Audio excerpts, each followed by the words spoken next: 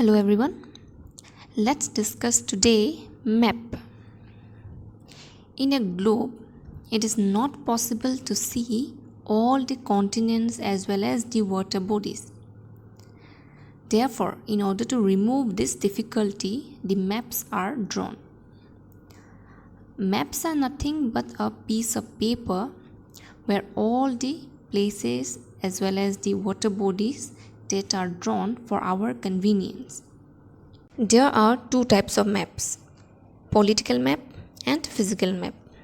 Political maps are those maps where you can see different countries and states along with their well-marked boundaries. But in a physical map, you can see mountains, plateaus as well as the plains, rivers and seas. Maps without direction is meaningless. Therefore, if we draw a map, then it is very necessary or important to give the directions. So this arrow, it indicates north and the downwards is the south, east and here it is west. They are called as cardinal points. These important directions, they are also called as cardinal points. Another important component of a map is scale. We know that it is not possible to take a sheet of paper and then take the exact measurement of a country, of an area and then draw on there. So what we do is that we always represent a land surface on a reduced size. So how can we read this scale or how can we read this distance?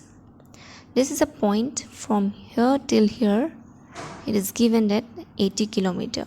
Taking the same length, if we measure from here till this point, it means from this point up till here it is 80 km.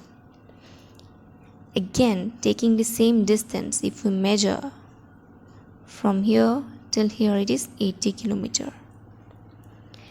And to find the exact length, we will have to add this length and then we will find the total length from this point to up to this point.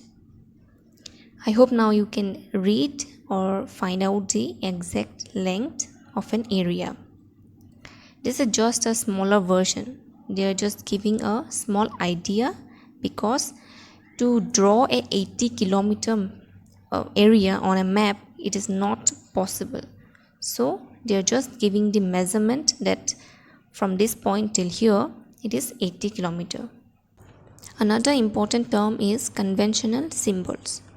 These are all the conventional symbols. Why we are using these symbols? In order to look the map more informative rather than writing the names, or if you go on writing that this is here, we will find T and then again T, then it will all look really dirty. So in order to look beautiful as well as in order to give more information, we can use these conventional symbols. Sketch means rough maps. We draw it roughly without using the actual distance of the ground, and we use such type of maps to guide someone to locate a certain place. The last important term is a plan or a plan map. In such type of maps, we try to give all the possible details of a small area on a large scale.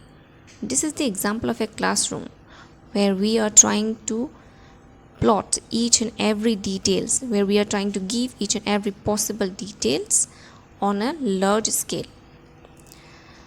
And this map is called as a plan map.